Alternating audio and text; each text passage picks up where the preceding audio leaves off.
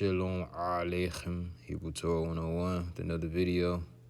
And on this video, we're going to discuss the Exodus account of Moses when he was a child, and did his mother place him in the Nile River, flowing down it. We're going to see if that's the correct narrative according to Mikra, the Torah. So we're going to start at verse 2 for a little bit of context. We have Wataha Haisha Wateled bin. So she conceived the woman, which will be the mother of Moses, and she bore a son, which will be Moses here. Watere otho kitohu, and she saw him that he was good. Watispenehu sheloshaye rahim, and she hid him 3 months. Now the reason she's hiding him is because Pharaoh, the king of Egypt, is trying to kill all the Hebrew children that are at the age of 1. So verse 3 states, Velo yachela'ud hasefino, and she could not continue to hide him. Watikalo teba jome, so she took a box of papyrus reeds.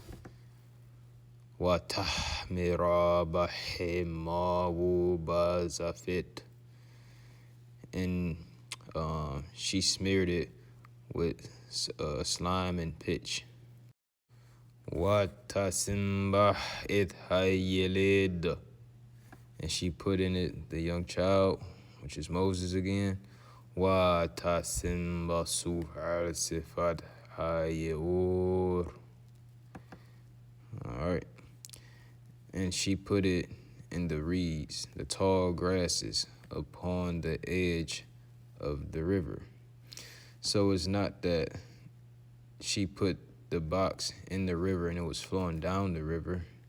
She put the box in the tall grasses, the reeds, that's upon the edge of the river. All right. If she in fact did that, then that could have caused harm to the child, possibly in its death. All right, so we have him in the tall grasses upon the edge of the river. Not flowing down the river, he's on the edge of it, in the tall grass, hiding. So verse 4 is going to start giving us insight on what's exactly going on. And just to spoil it, Moses' mother and his sister have come up with a game plan to keep Moses alive. Not to have him killed, but to keep him alive. All right, so they're doing a little finesse move on the daughter of Pharaoh, and we're going to see that play out. Watetasab ahotho merahoko. So she stationed herself, his sister, which will be Miriam, the sister of Moses, from a distance. Le de'ama yasilo, to know what shall be done to him. All right, so she's kind of stepped back in the distance, watching this whole thing go down. Okay, she sees her mother put in Moses in the tall reeds at the edge of the river, and she's standing at a distance to see how the game plan is going to work out. So then we have what tered bath pa'ur lir hot al hayor, and she came down, the daughter of Pharaoh, to wash upon the river. And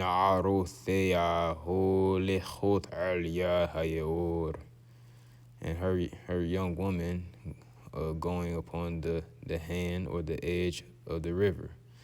So Moses and Moses' mother and his sister worked out this game plan. They were king shepherds or royal shepherds in the land of Egypt, and they knew exactly that Pharaoh and his family came to bathe upon this river. All right, so they placed the child there on purpose. This is not by chance or accident.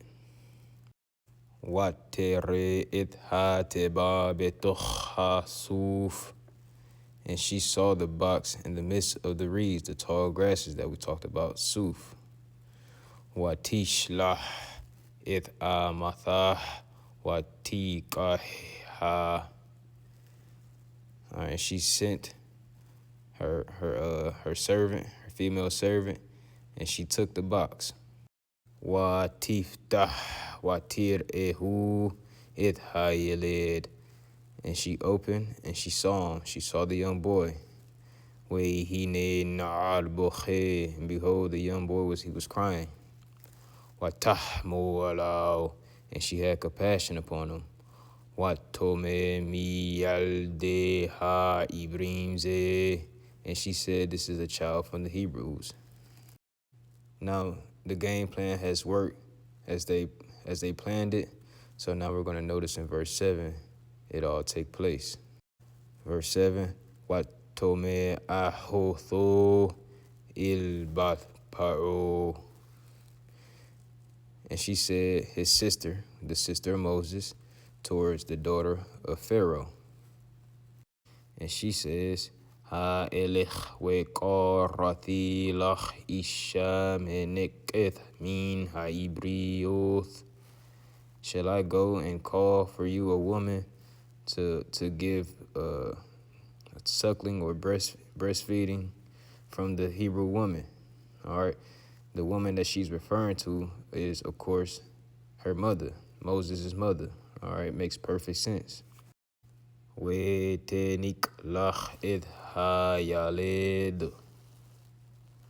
she should breastfeed for you the young boy.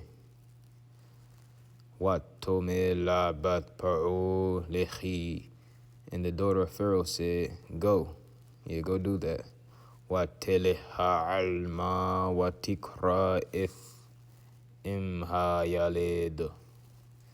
So she went, the young woman, talking about Moses' sister, and she called the mother of the young boy. So she went and got Moses' mother, all right?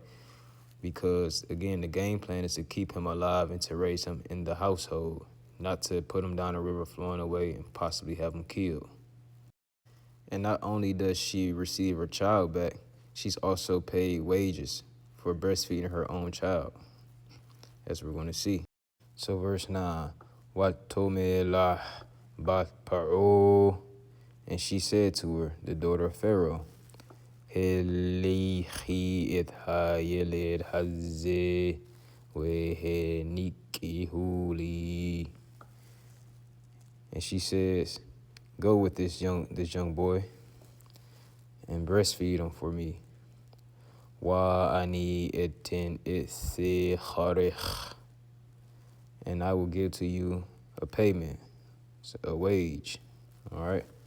Watika haisha hayeled watenikehu, and the woman took the young boy and she breastfed him. So as we can see, this was a plan thought out by the sister of Moses and the mother of Moses. They could not continue to hide Moses for longer than 3 months, so they came up with a game plan to keep him alive. So they said, let's put him in the tall reeds upon the riverbank, because we know for a fact that the daughter of Pharaoh will come out and see the child there, and God willing, she has some type of mercy on them. Once we see that, then I, quote unquote, the sister of Moses, will run up to her and offer her a solution to the problem, which would be to give her to the mother of Moses so she can have her child back and breastfeed him.